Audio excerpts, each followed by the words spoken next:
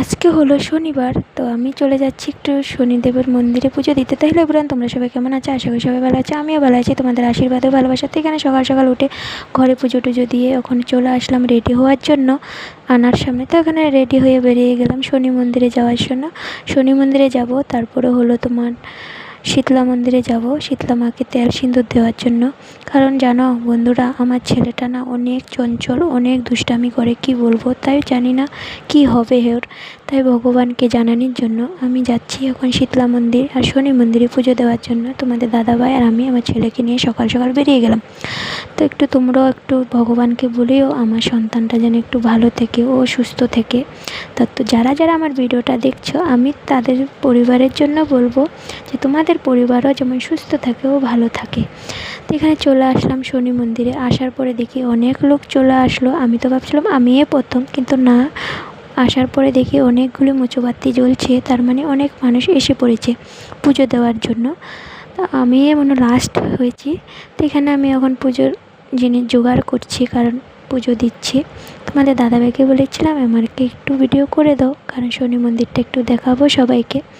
তো এখানে এখন আমি প্রদীপগুলি নিয়ে ঠাকুরকে দেখাচ্ছি, ঠাকুরের কাছে কামনা করছি যে ঠাকুর আমার সন্তানটাকে তুমি ভালো রাখো আর সুস্থ রাখো, আর আমার স্বামীটাকেও তুমি একটু ভালো রেখিও।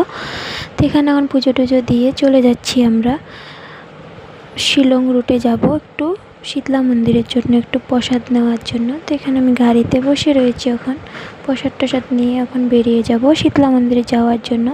তো শীতলা মন্দিরে যাই, এখানেও পুজো দিব, কারণ শনি মঙ্গলবার তো শীতলা মন্দিরে পুজো দিতে হয়।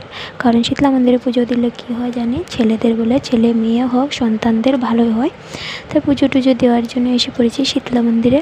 তো শীতলা মন্দিরে আসার পরে আমার শরীরটা তো অনেক ভালো লেগেছে, কি বলবো তোমাদেরকে, মানে মার জায়গা ঠান্ডা। তো মা শীতলাকেও বলছি যে মা শীতলা, তুমি ছাড়া আমার আর কেউ নেই, তুমি আমার সন্তানটাকে রক্ষা করতে পারবে। তো এখানে পূজা টেজা রেডি করে আমি প্রদীপ টদীপ জ্বালায়া ভোগ লাগাইয়া দিলাম। তো তোমাদের দাদাভাই আর আমার ছেলে চলে গেছে ঘরে, কারণ ও অনেক দুষ্টামি করছে। তো আমি পুজো টুজো দিয়ে এখন বেরিয়ে গেছি আমাদের পাড়ার রাস্তাতে। তো ওদেরকে আমি পাঠিয়ে দিলাম যে তোমরা ঘরে যাও, আমি যাচ্ছি। তো আমাদের বাড়ির গল্লিতে আমি ঢুকে গেলাম এখন আসার পরে। তখন ঘরে আসার পরে শ্বশুরমশাই বললো যে একটু চা করে দাও আমাকে, অনেক দেরি হয়ে গেছে, তোমরা পুজো দিতে গেলা। তো আমি এখন যাব কাপড়টা শাড়ি পাকঘরে চলে আসলাম চা বসানোর জন্য। চা বসাই, এই যে পাইবনের চা রেডি হয়ে গেল।